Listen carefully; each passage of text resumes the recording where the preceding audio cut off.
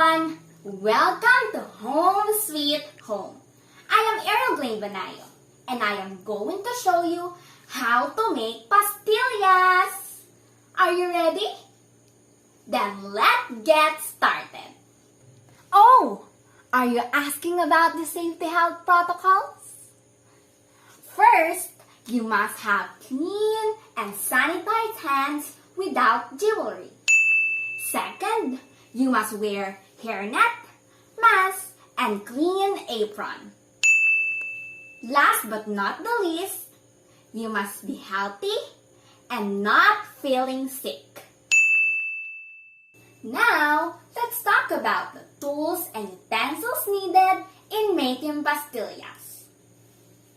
Here's the big bowl and spatula for mixing the ingredients.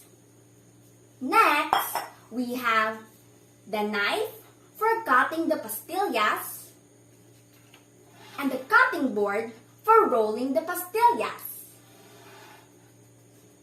We have the measuring cups for measuring the ingredients, the plate for coating the pastillas with sugar, and lastly, we have the small pan where we will put the finished product. We have 3 ingredients needed in preparing pastillas.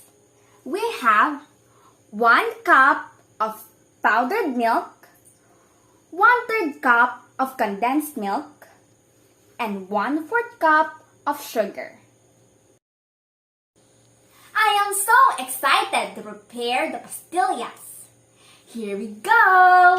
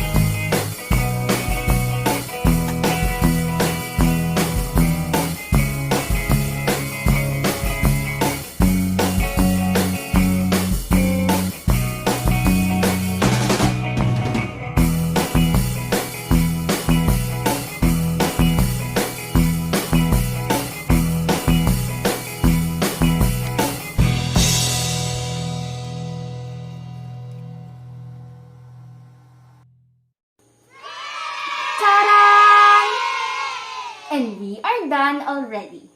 I have here pastillas balls, pastillas tubes, pastillas cubes, and flying pastillas balls. Looks yummy, right? But before we eat, don't forget to clean as you go.